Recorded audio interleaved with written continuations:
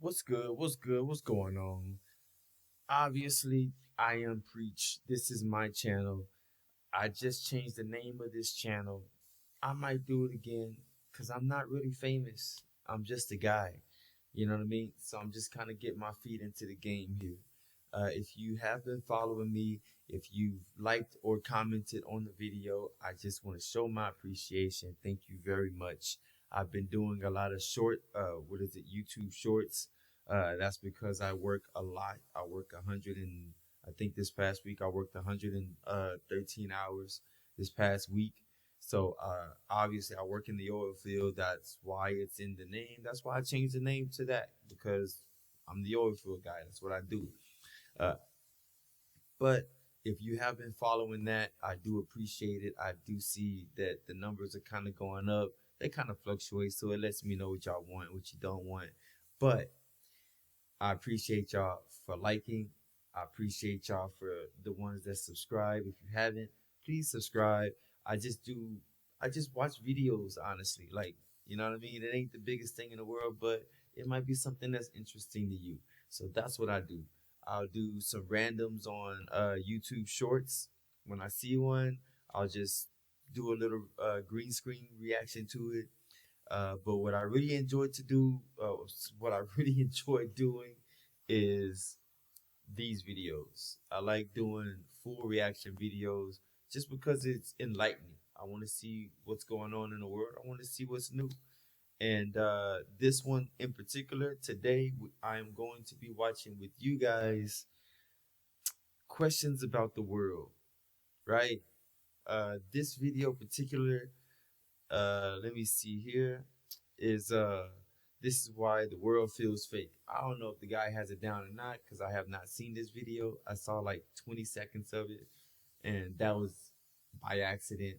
But I try not to watch the videos that I do reactions to until I'm in the reaction of the video that I'm making. So, with that being said, if you do enjoy just watching random videos, I'm gonna find them for you, and I'm gonna do reactions for them, and I'm gonna talk while I do it because it's my damn channel, and I like talking. Well, not to people, but like this, I like talking. So very genuine, I guess. So with that being said, let's get into it.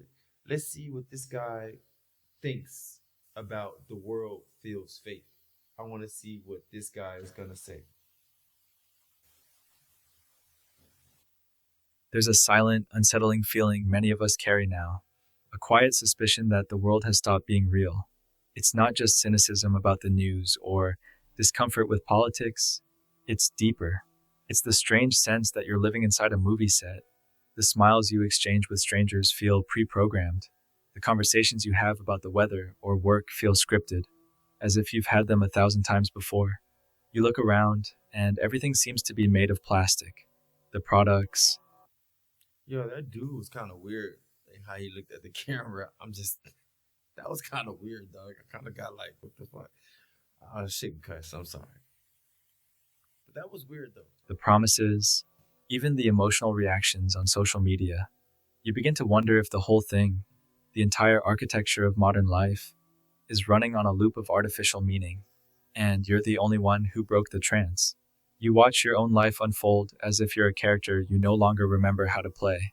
You start to detach, not out of spiritual superiority, but out of sheer confusion. If everything is this hollow, this transient, this ultimately unreal, then what's the point of investing in it? What's the point of the struggle, the striving, the passion?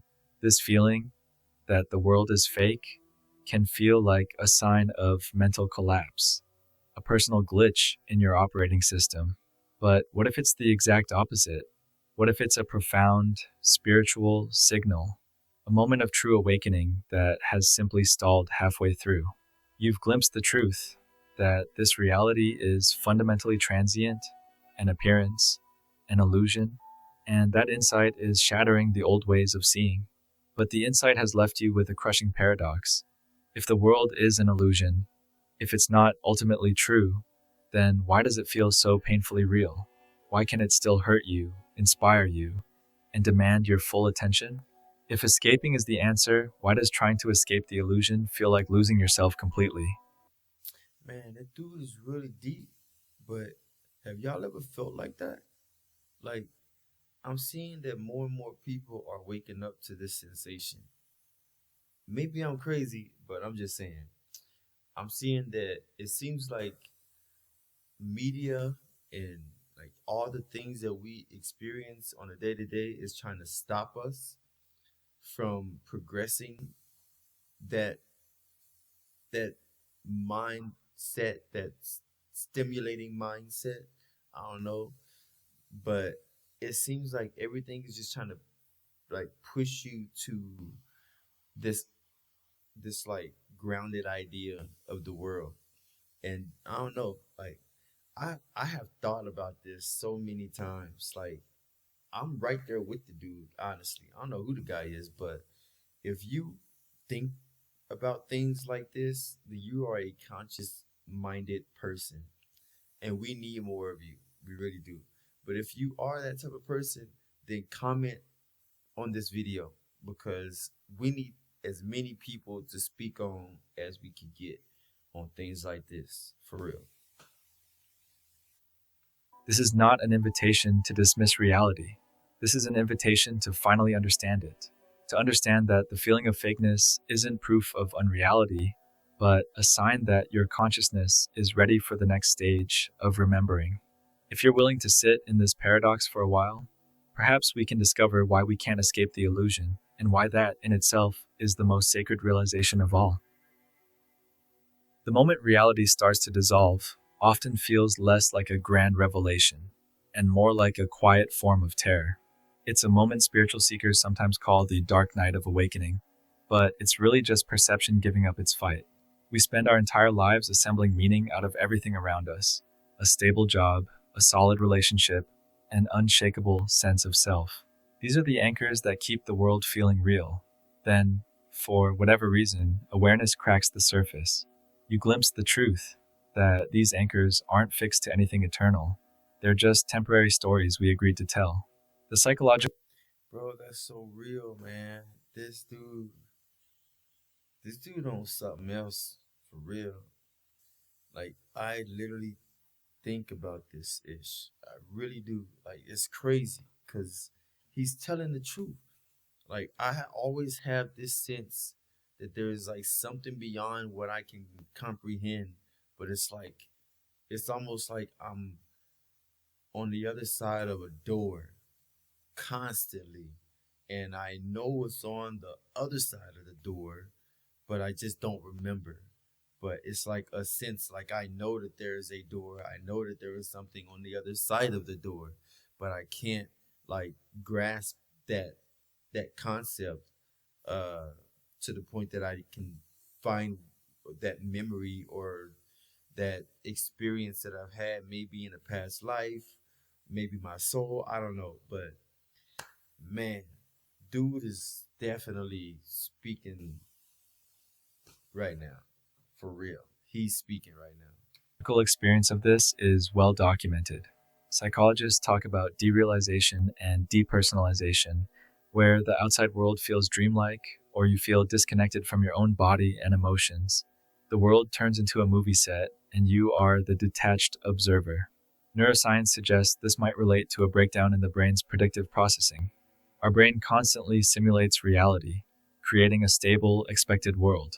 When that model breaks down, maybe due to intense stress, trauma, or even meditative insight, the default stability of realness collapses, and the mechanics of the illusion are suddenly visible. From a spiritual perspective, this same experience is called seeing through Maya, the cosmic illusion. The ancients described it not as a fault in the system, but as the fundamental nature of creation itself. The problem isn't that the world is an illusion. The problem is that we mistake the appearance for the absolute truth. The difficulty is that seeing through an illusion often begins with despair. When the solidity of life dissolves, meaning goes with it. You've successfully broken the spell of attachment, but you're left floating in a void. You feel the raw confusion of losing the stable plot of your life, and everything, your achievements, your griefs, your loves, suddenly seems weightless. Why does awakening often begin with this kind of profound, uncomfortable despair? Because the mind is collapsing before awareness has had a chance to remember itself. It's the stage where you realize the world is not what you thought it was, but you haven't yet remembered who is looking at it. This fake world feeling, then, may not be a malfunction at all. It might be the universe's way of forcing your attention inward, demanding that you look away from the unstable projections on the screen and towards the quiet, steady light of the projector itself. The question is, what exactly did we forget that turns a grand cosmic play into a silent prison? The sensation of the world feeling fake is, at its root, a crisis of memory. It is the symptom of what happens when awareness, the fundamental ground of all experience, forgets itself and mistakenly believes it is the character in the dream. Our personal identity is a masterful creation. It's a narrative constructed moment by the flow of thought and memory. Our memories give us continuity, and our thoughts give us a frame of reference. We build an I that exists separately from everything else, and we anchor that I to a stable, external world. In this way, we trade the vast, infinite nature of being for the cozy, predictable cage of the personal self. This is the moment of forgetting. Science actually offers a fascinating parallel. Our brains aren't just receiving reality, they are creating a powerful, necessary simulation of it. This predictive processing model is highly efficient, but it means that most of what we think we're seeing is a pre rendered guess based on past experience, not direct, fresh observation. The That's kind of true though. I mean, look at how we see like whenever you blink, your brain it makes up what's in front of you. Like I don't remember how long, but it's like less than a second. Obviously, less than a second, or that'd be crazy. But like your brain literally like takes the last thing that it saw, and then it projects a reality. And not only that, but it's like you're doing that every time you blink, but then like your brain is analyzing things that your eyes are looking at, and it just makes sense of it the best that it can. So I mean, who's to say that this is wrong? You know what I mean? Like the point is, everything that we experience is literally just it's up for argument. You know what I mean? You could 10 people look at the same thing and they all say something different about it. In some shape or form, that story just becomes almost unrecognizable from the way that you might have perceived it. So yeah, I'm with them on that. I really am. This is solidity of reality, therefore, is a byproduct of the brain's dedication to its own consistent prediction. When we experience derealization, it's like the simulation engine is stuttering, briefly revealing the code behind the world. Philosophers across time have grappled with this exact issue. In Plato's allegory of the cave, the prisoners mistake the shadows on the wall for reality. In Advaita Vedanta, they call it the forgetting of the self, the realization that the ultimate reality, Brahman, is one's own self, Atman.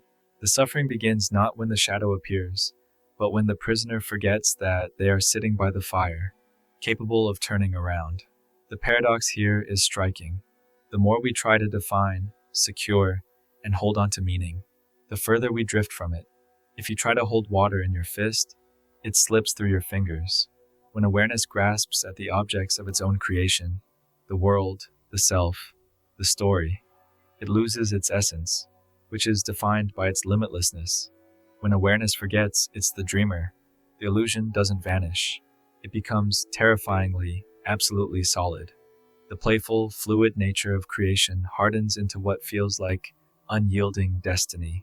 The world becomes a prison because we've forgotten the key is inside us. The sheer, unburdened presence of a do y'all agree with that?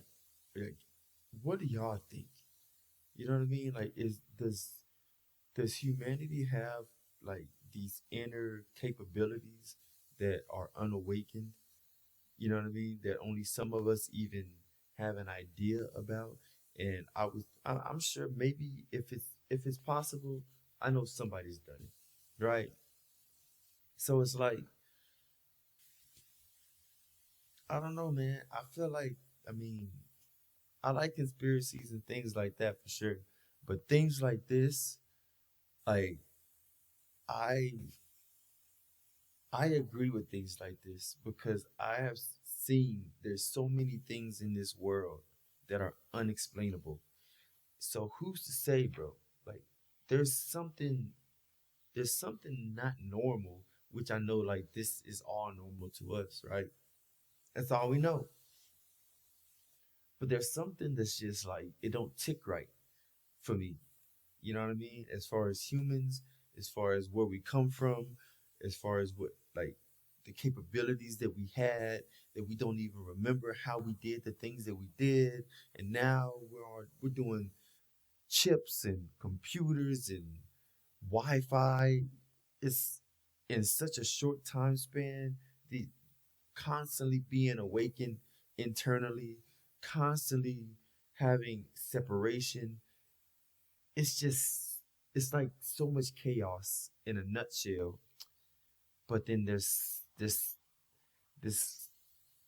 I don't know, it's like a truth behind the chaos that most of us are not realizing. And I probably sound crazy. I ain't gonna lie to you. I probably sound crazy, but it makes sense to me. So I don't know. Maybe it makes sense to you. If you agree, if you understand where I'm going, and you could explain it better, then please comment below. Awareness itself. We mistake the script for the author. This realization should evoke not despair, but immense clarity. Your alienation is not a personal failure, it's a cosmic symptom of self forgetting, a profound moment of spiritual amnesia being expressed through the mind. It's an evolutionary signal demanding that you reclaim your original nature as the awareness behind the mask. But what happens when we mistake this insight for emptiness? For many who experience this halfway awakening, the clarity of seeing through the illusion quickly turns sour. It leads to the profound existential fatigue we call nihilism. Nihilism is the stage where the seeker mistakes insight for emptiness. You've seen that the emperor has no clothes, that the agreed upon structures of society, career, and identity are ultimately hollow constructions. The immediate emotional fallout is that this revelation seems to erase purpose, joy, and drive. If the game isn't real, why bother showing up? This descent is seductive. It's a comfortable place to stand apart, protected by a layer of intellectual detachment. I mean, I get that. Like, if the game isn't real, then what's the point of playing? It's because we only have one chance to play this game that we know of. You know what I mean? And maybe it is. Maybe it isn't our only chance. Maybe it is. Maybe it isn't our only time to be alive, or you know what I mean, to be living on planet Earth. You know what I mean? But the furthest, the best that we know, it's our only chance. So I don't know, man. Why not? You're here. Why not? You know what I mean? Play the game and do whatever in this place that you felt that would make you happy. You know what I mean? Without killing other people, without causing destruction, obviously. But like you have one chance to feel the emotions that you feel in this place. You have one chance to reach a level of success that you possibly will never experience again. This is your one chance, your one life. So why not play the game? You know what I mean? If somebody told me, hey, this could or could not be real, what you gonna do? Shit, I'm here. I'm gonna do it. Fuck it. I'm gonna do it. The ego loves to co opt this phase of awakening, whispering, if nothing is real, why should I care? Projected movie, then my suffering doesn't matter, my love doesn't matter, and my actions are meaningless. This allows us to withdraw our energy from life, substituting participation with analysis. But this isn't genuine liberation, it's a refusal to play. And here's the crucial distinction: spiritual awakening reveals that the world is not permanent. Nihilism concludes that the world is not valuable. These are not the same thing. The profound truth hiding beneath nihilism is that it is simply awareness mourning its own forgetfulness. It's the deep, cosmic grief that arises when you realize you are the Awareness mourning its own forgetfulness. That's deep. I had to actually think about that a little bit. I ain't gonna lie to you. That was kind of deep. Creator, but you've lost access to your own creative tools. You've mistaken the absence of absolute permanence for the absence of absolute meaning. The illusion never actually turned against you. You turned against the illusion. By rejecting it as fake, you rejected the only platform you currently have for self expression and experience. What if the purpose of the illusion isn't deception, but expression? What if the reason you feel so strongly that you should care, the ache of purpose that nihilism tries to suppress, is the true signal? The world isn't meaningless. It's meaningful only because you are here to invest attention and love into it. The illusion is not a barrier. It's consciousness expressing itself through the magnificent fragility of time and form. We have to ask, if everything is illusion, what is left to care about? The answer lies Wouldn't that be a pretty good definition of consciousness, though? Because people are always trying to define consciousness. Wouldn't that be a pretty good like idea of it? You know what I mean? Like, what if consciousness was literally uh us just being here? You know what I mean? Like someone being alive. You know what I mean? Where there is a concept of time and space, where space is being occupied and time is being realized. What if that's what consciousness kind of came down to? Because it sounds simple, but really fundamentally, that would be probably one of the most uh, advanced concepts that we could probably try to figure out. That's in my opinion, but that would be something to look into. I would even try and find some type of videos about that. I see what's up. in realizing that the illusion itself is care. It is the divine disguise. To truly move past the nihilism of the fake world feeling, we have to adopt a cosmic reinterpretation. We have to look at illusion not as a trick, but as a divine game, a magnificent, sacred dance of remembrance. This is the non dual concept of Leela, or divine play. If consciousness is the fundamental, unified reality, the source of everything, the question becomes, why create anything at all? Why manifest a universe full of limits, time, suffering, and joy? The answer given in these ancient traditions Real quick, leave a comment. Tell me what you think the reason is for existence. What is the purpose of being alive, existing in the first place? You know what I mean? I'm not saying, oh, I'm alive because I want to become a legend. No, I'm saying life. What is the purpose of life just being here? What do you think that is? Because, man, that is a rabbit hole, boy. That's a rabbit hole right there. is simple and profound: to play, to experience itself through its own expressions.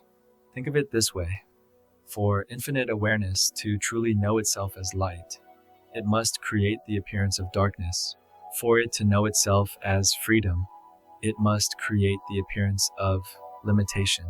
The illusion, the world of form and feeling, is simply the But why does it have to do that? You know what I mean? What created that rule system for it? You know what I mean? It's an infinite concept. Why does it need to do that? You know what I mean? You could have nothing but light, and that is all that there is. Why can't it be that? I don't know. I don't know. I just think that's weird to me.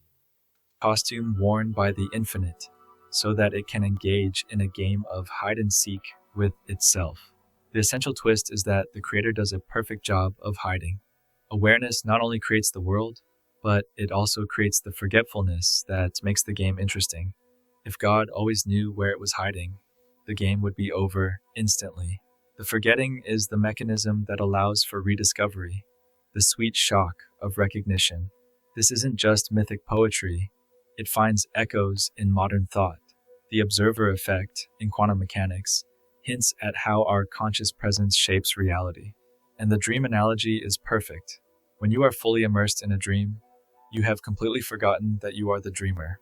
The rules of the dream seem absolutely solid until you wake up. But here's the new insight: we are not asked to wake up out of the dream, we are asked to become lucid within it. Creation is not hiding the truth from us, it is hiding as us, as the trees, as the sorrow, and as the simple joy of your morning coffee.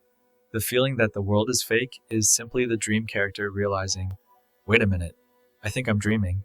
This realization should fill you not with cold intellectual detachment, but with immense reverence and cosmic intimacy. The divine isn't cruel, it's merely curious.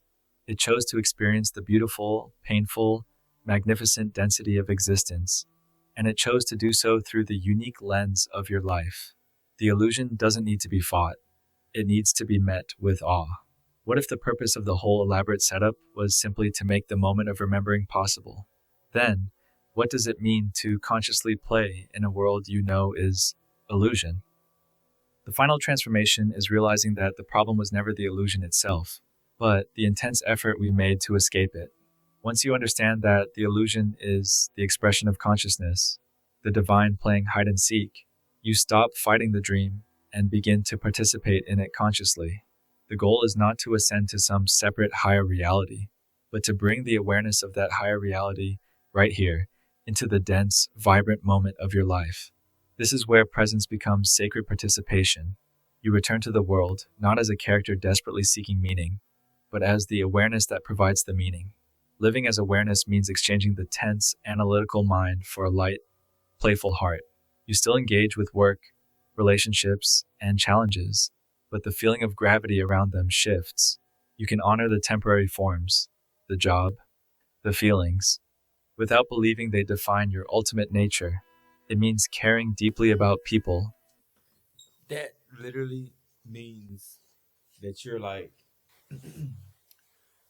you allow yourself to be comfortable living in like a fake world, or what could be a fake world, or you know what I mean, where your life is not real, and you find like that comfortable like meter there where you're like, I understand that this is not real, and that all these things are or could be a hallucination. All these things could not really be the way that I'm perceiving them to be, but here, so I'm going to kind of tally along with it and just see where it goes. I'm going to have my relationships. I'm going to work my job because I need to survive this place, even though I know that it's not, it could truly not be real, which is kind of what I just said, though. Like, if you gave me the option, I would just play the game, see where it goes. Unless I knew that fundamentally it was evil, like this place. But there's a lot of good too, you know. There's a lot of good in this place. So I'd rather just focus on the positivity, decency, laughter, good vibes. That's what I like to focus on. I had enough of that evil shit. Like let's get past that. Let's move on from that. Let's feel good about our days. If we gotta be here, then let's, you know what I mean? Let's be positive. That's how I look at it. And I feel like that's kind of what he just said. Obviously, not the whole be positive thing, but I feel like that's kind of what he just said. The rest of it. Even while knowing that their physical existence is transient, because you recognize the eternal awareness shining through their eyes. You return to the paradox. The world still looks exactly the same as it did before.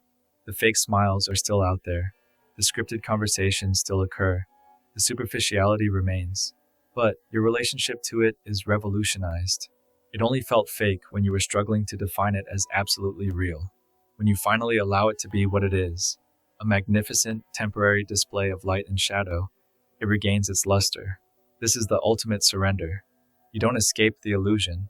You stop requiring it to be anything other than what it is. You allow the play to continue, and you find a deep, peaceful joy in being the one who is both the actor and the audience, the dreamer and the dream.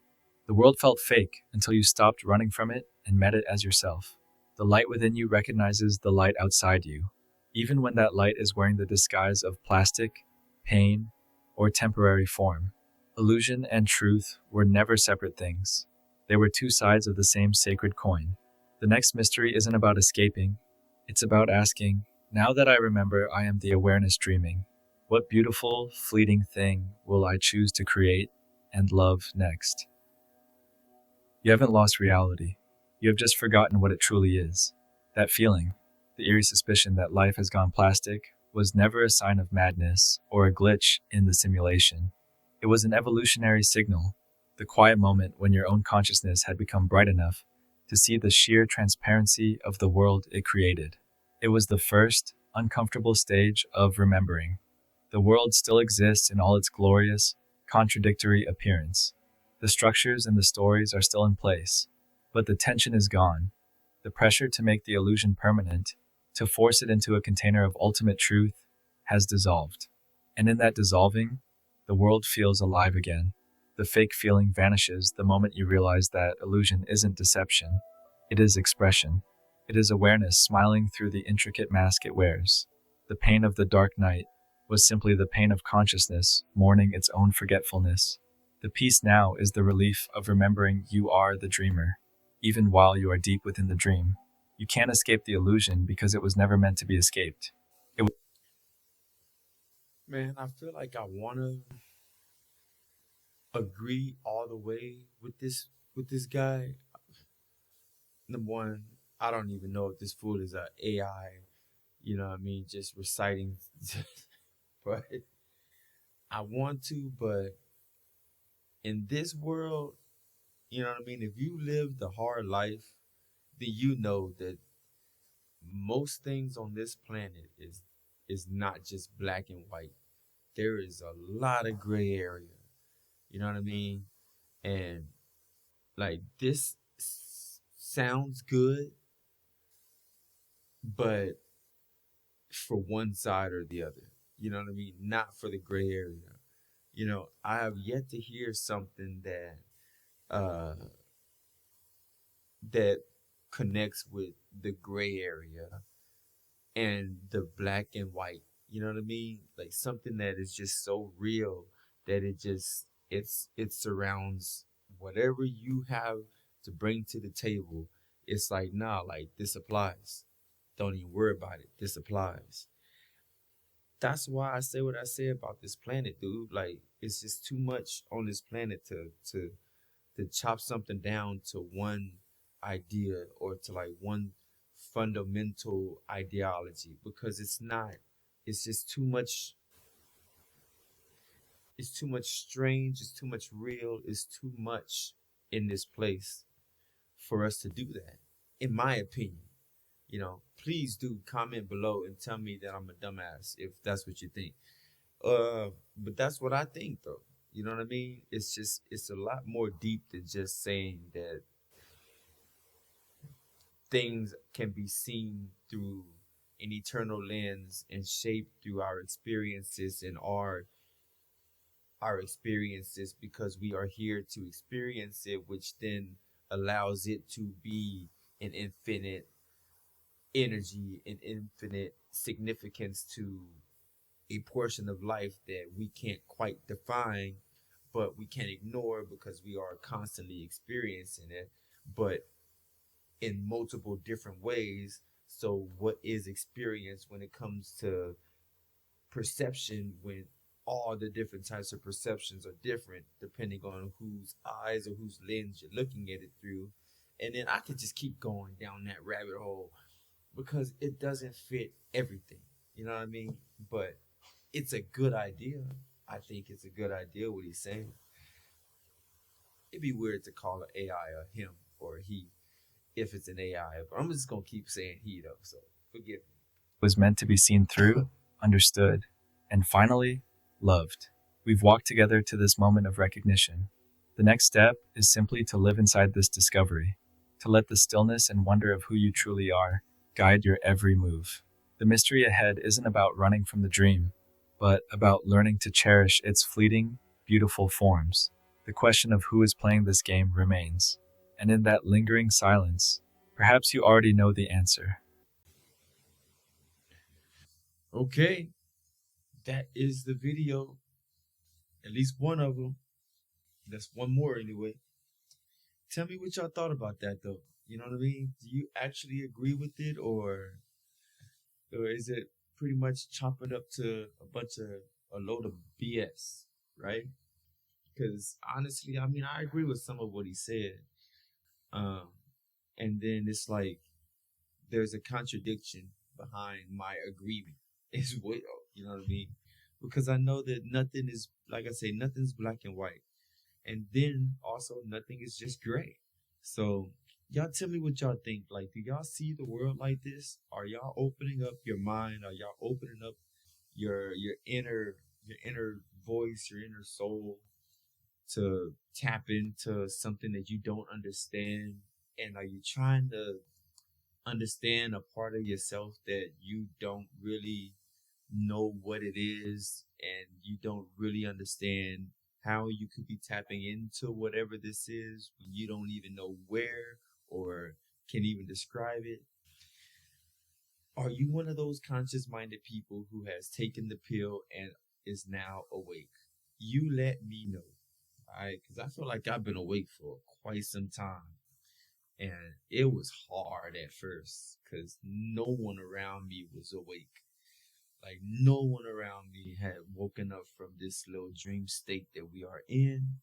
And boy, it's tough. So if you are one of those people, you are not alone. But with that being said, I hope y'all did get something out of this video. I really do hope you did get something, anything at all. But I mean, I'm gonna see you on the next one. I'm actually probably gonna maybe I'll do another one for y'all. It's like what? It's 3 in the morning right now. So maybe I'll do one more before I call it. Who knows? Let's see what's up.